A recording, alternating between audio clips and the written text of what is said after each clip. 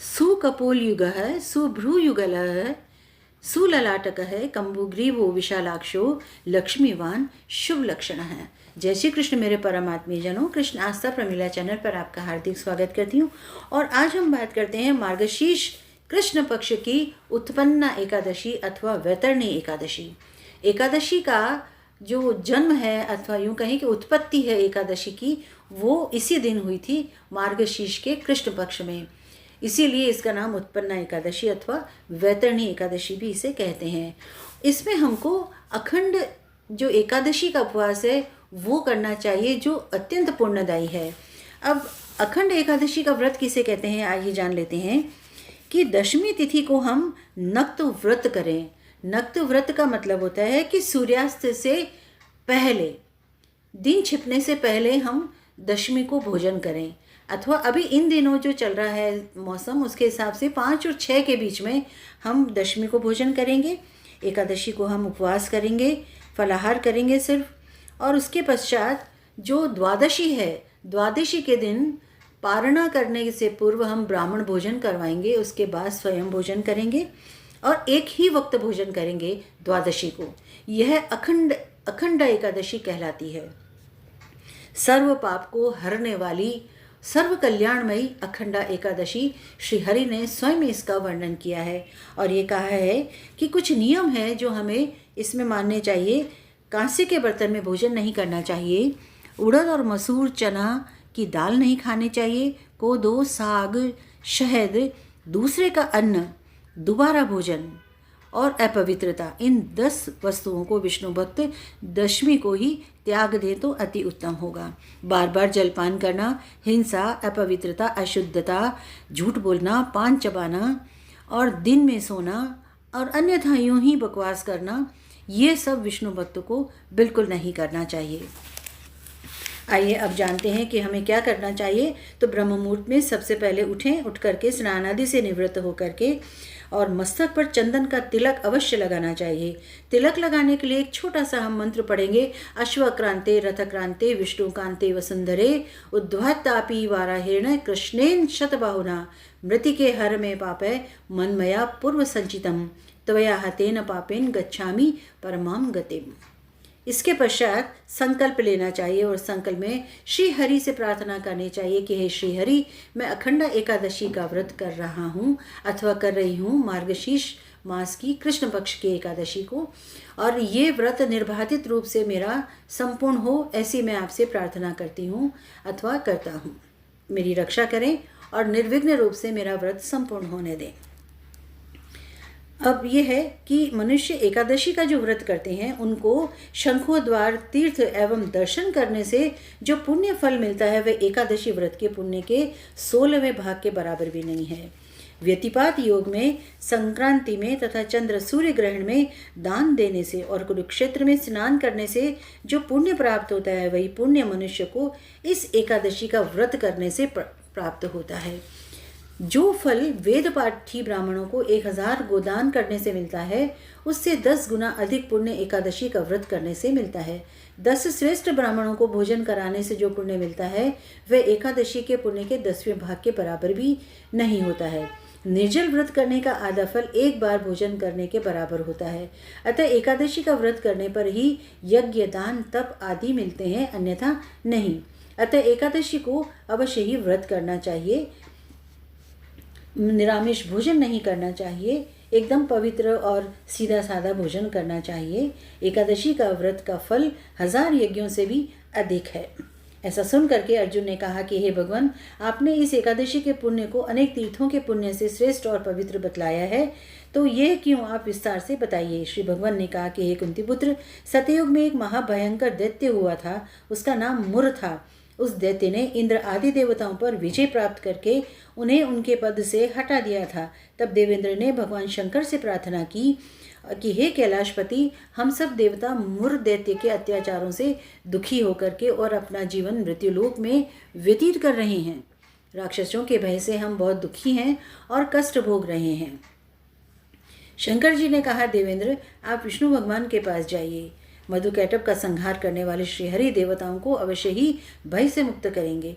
इंद्र तथा अन्य देवता महादेव जी के आदेश के अनुसार क्षीर सागर में गए, जहाँ पर भगवान शेषशय्या पर विराजमान थे। भगवान विष्णु के समक्ष उपस्थित होकर सभी देवताओं सहित इंद्र ने उनकी स्तुति की। हे देवादिदेव, आप स्तुति करने योग्य हैं, आपको बारंबार प्रणाम है।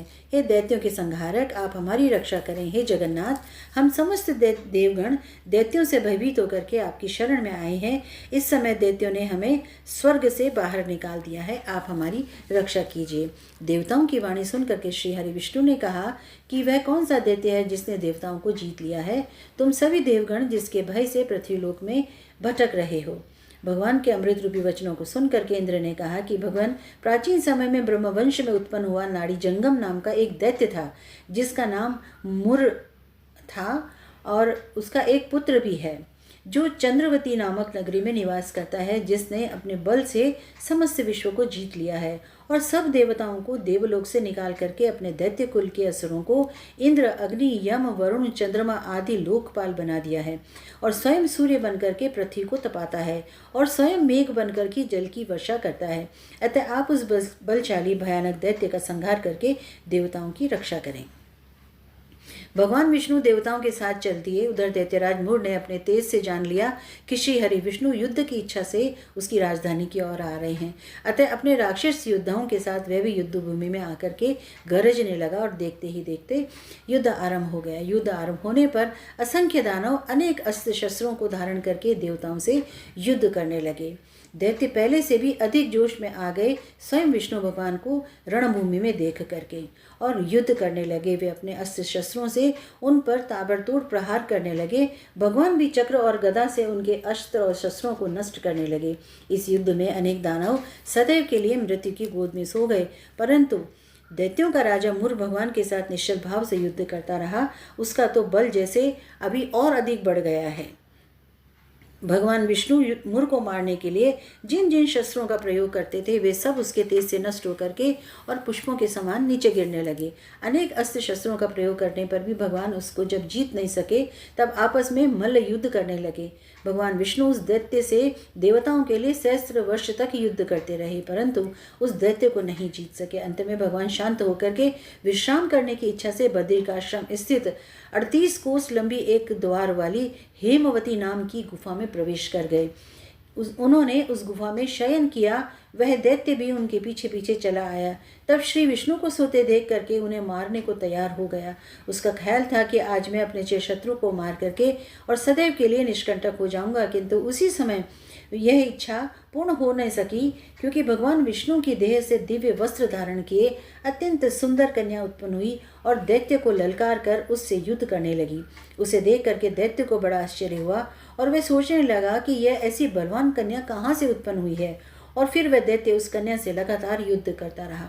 कुछ वर्ष बीत जाने पर कन्या ने क्रोध में आकर के उस दैत्य के अस्त्र शस्त्रों के टुकड़े टुकड़े कर दिए, उनका रथ तोड़ डाला। तब तो दैत्य को बड़ा ही क्रोध आया और सारी मर्यादाएं भंग करके उसने मल्ल युद्ध आरंभ कर दिया। उस कन्या ने उसको धक्का मार करके मूर्छित कर दिया और उसकी मूर्छा टूटने से पूर्व ही उसका सिर काट करके धड़ से अलग कर दिया। सर कटते ही वह दैत्य पृथ्वी पर गिर करके मृत्यु को प्राप्त हुआ और बचे खुचे असुर उसका ऐसा दुखद अंत देख करके भयभीत होकर के पाताल लोक की ओर भाग गए। जब भगवान विष्णु की निद्रा टूटी तो उस दैत्य को मारा देख करके उन्हें अत्यंत आश्चर्य हुआ और वे सोचने लगे, इस महाबली दैत्य को किसने मारा। तब वह कन्या भगवान से हाथ जोड़ करके बोली, प्रभु, ये दैत्य आपको मारने को उद्यत था, तब मैंने आपके शरीर से उत्पन्न होकर के इसका वध किया। इस पर भगवान ने कहा, हे कन्या, तूने इसको मारा, अतः मैं तुझसे अत्यंत प्रसन्न हूँ। इसे मार करके तूने तीनों लोकों के देवताओं को सुखी किया है, इसीलिए तू अपनी इच्छा के अनुसार वरदान मांग, मैं तेरी प्रत्येक इच्छा को पूरी करूँगा। कन्या ने कहा, हे जगदीश्वर, मुझे ये वरदान दीजिए कि जो भी प्राणी या देव मेरा व्रत करें उनके समस्त पाप नष्ट हो जाएं और अंत में उसे स्वर्गलोक की प्राप्ति हो। मेरे व्रत का आधा फल रात्रि को मिले और उसका आधा फल एक समय भोजन करने वाले को मिले। जो श्रद्धालु भक्तिपूर्वक मेरे व्रत करें वे निश्चय ही विष्णुलोक को प्राप्त करें। जो मनुष्य मेरे दिन तथा रात्रि को एक बार भोजन करे वह धन धान्य से परिपूर्ण रहे। कृपा करके मुझे ऐसा वरदान दीजिए। भगवान विष्णु ने कहा, कल्याणी, ऐसा ही होगा। मेरे और तेरे भक्त एक ही होंगे और अंत में संसार में प्रसिद्धि को प्राप्त होकर के मेरे लोक को प्राप्त करेंगे। हे कन्या, तू एकादशी को उत्पन्न हुई है, इसीलिए तेरा नाम भी एकादशी हुआ और क्योंकि तू मेरे अंश से उत्पन्न हुई है, इसीलिए संसार में तुझे उत्पन्ना एकादशी के नाम से जाना जाएगा। तथा जो मनुष्य इस दिन व्रत करेंगे उनके समस्त पाप जड़ से नष्ट हो जाएंगे और अंत में वे मुक्ति को प्राप्त करेंगे। तू अब मेरे लिए तीज, अष्टमी, नौमी और 14 से भी अधिक प्रिय है। तेरे व्रत का फल सब तीर्थ के फलों से भी महान होगा, यह मेरा स्पष्ट कथन है। ऐसा कहकर भगवान उसी स्थान पर अंतर्ध्यान हो गए और एकादशी भी भगवान के उत्तम वचनों को सुनकर के अत्यंत प्रसन्न हुई। इस प्रकार अनेकानेक मंगल कामनाओं के साथ आशा है कि आप एकादशी, अखंडा एकादशी को अवश्य ही करेंगे और इससे बहुत सारे लाभ प्राप्त करेंगे।